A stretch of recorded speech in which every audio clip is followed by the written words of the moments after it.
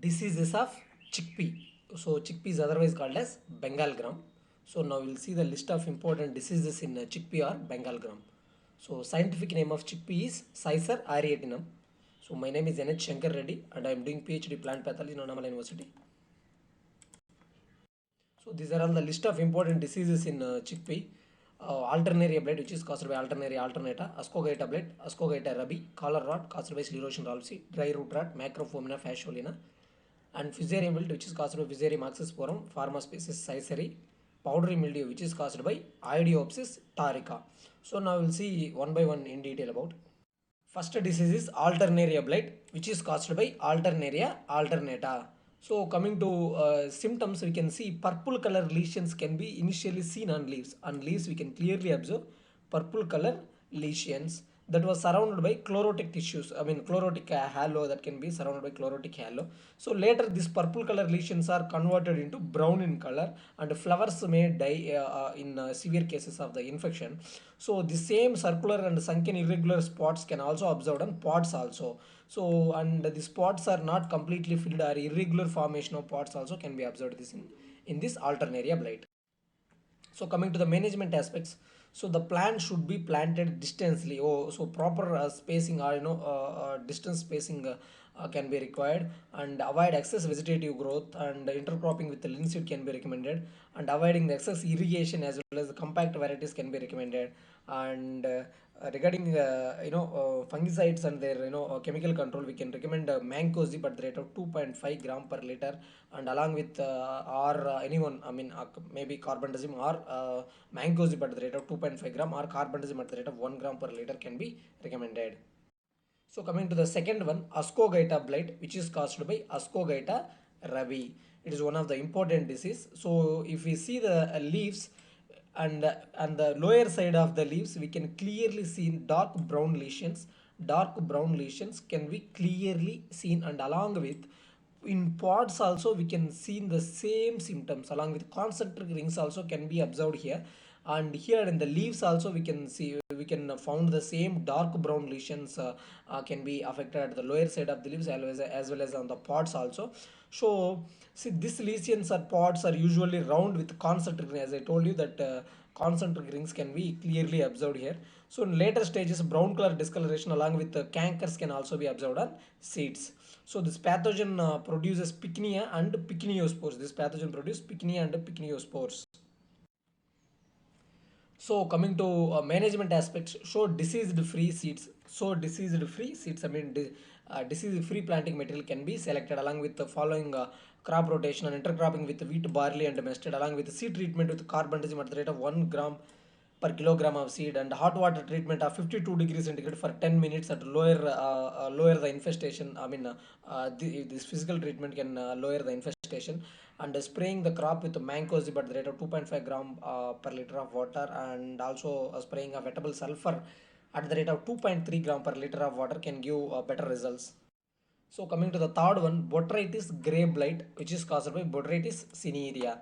On the right side, we can see symptoms can be observed on leaves and as well as mostly you can see the leaves and as well as stem regions. And shedding of flowers, we can see wilting symptoms also can be observed. There is no leaves can be observed here. So entire leaves, all leaves are shredded. So shedding of leaves and flowers can be seen.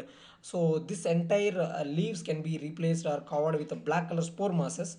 So black color spore masses, that is botrytis, and these flowers also can be turned into rotten mosses in later stages of infection, and the leaves all fall down from the, I mean get detached from the plant due to this infection of botrytis. Coming to the management aspects, avoid excess growth of, excess vegetative growth and intercropping with the linseed, and avoid excess irrigation, and also use of compact varieties. Deep summer plowing can reduce the incidence and also can give good air passage between the plants so that it can avoid a disease. And seed treatment with carbendazim or therum in combination 1:1 ratio at the rate of 3 gram per kilogram of seeds that can be recommended, and spraying the crop with capped on 5 to 6 kilogram per hectare at the rate of 15 days interval can be recommended, and also spraying with carbendazim at the rate of 1.5 gram per liter of water also can be recommended, all or maybe carbendazim 1.5 gram or mancozeb 3 gram per liter can be recommended. So the next one is the dry root rot, which is caused by Macrophomina fasciole. And the name itself indicates root region can dry. Die and drying of and wilting symptoms can be observed on the root region. So podding or formation of pods also incomplete, and there is no proper pod formation can be observed in this. And drooping of leaves and as well as petioles also can be seen in upper surface. So if you see, if we cut open the stem, we can see, as I told you, now we had seen many dry root rots in earlier crops also. The same vascular bundles are discolored to brown color, or brown color discoloration or vascular discoloration can be clearly observed in this dry root rot. So coming to the management aspects, deep summer flowing along with the cultivation, growing cultivar resistance of dry root rot, and drought streets are wide and sowing always done, but recommended rate. Recommended rate can be only used for the sowing and germination of young seedlings at high temperatures. Germination and young seedlings should be saved from the high temperatures, and the seed treatment with trichoderma viride at the rate of 4 gram per kg, and Pseudomonas fluorescens at the rate of 10 gram per kilogram can be recommended, and along with the spraying of carbendazim or thiram at the rate of 2 gram per kilogram of seeds also can be recommended, and soil drenching with carbendazim at the rate of 1 gram per liter of water, or Pseudomonas fluorescens or trichoderma viride combined application, or in separate application of Pseudomonas fluorescens or trichoderma viride at the rate of 2.5 kilograms per hectare can also give relief against this management. So while applying with Pseudomonas fluorescens and trichoderma, we can also apply 50 kg of farm made manure along with.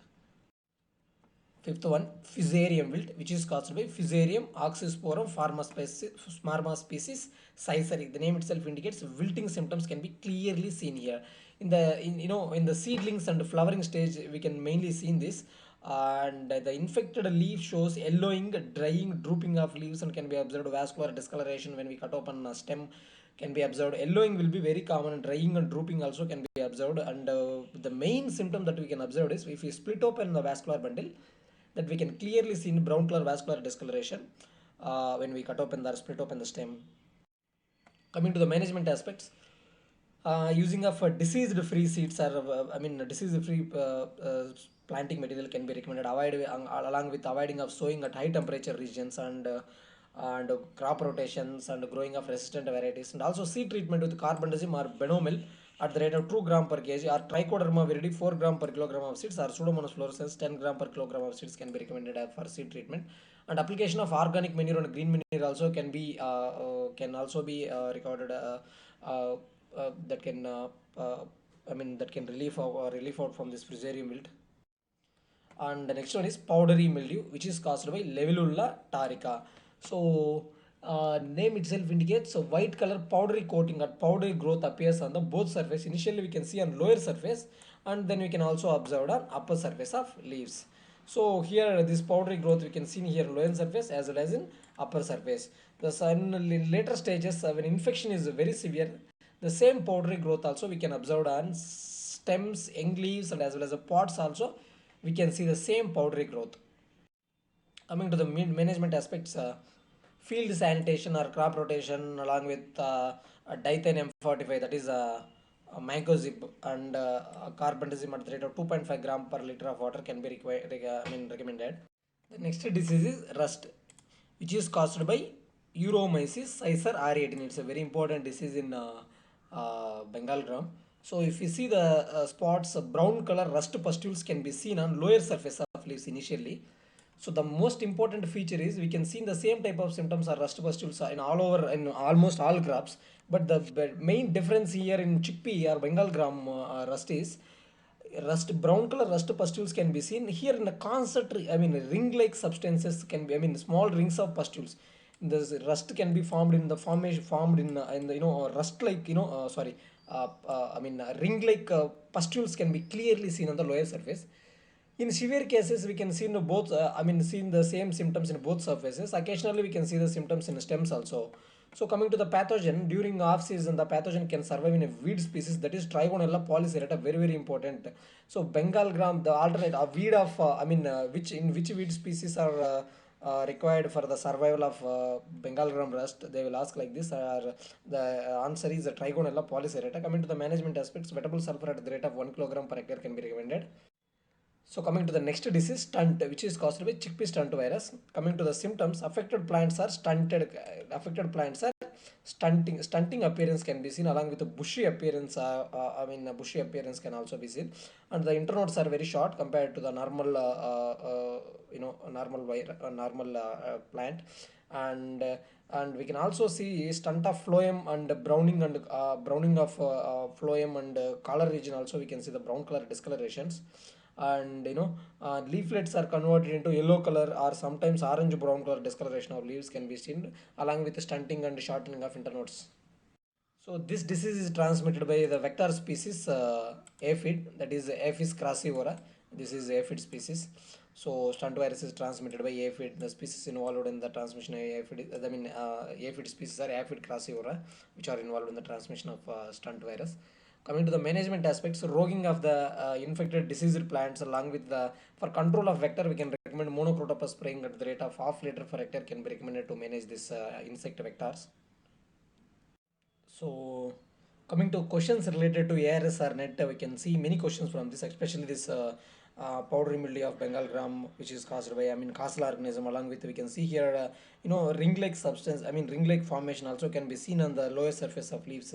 This is also one of the important one, and fusarium wilt along with Ascogita blight of Ascogita blight is very very important, which is caused by Ascogita rubi, and stunt virus, which is transmitted by aphids, Apis crassivora species, and these are all the important questions. The causal organisms along with vectors, there is only one vector, that is stunt virus can be seen here, along with Ascogita blight of chickpea or Bengal gram can be seen in many areas or many places. So it is one of the important one, and maybe causal organisms also be the chance of placing questions, and this is about Bengal gram.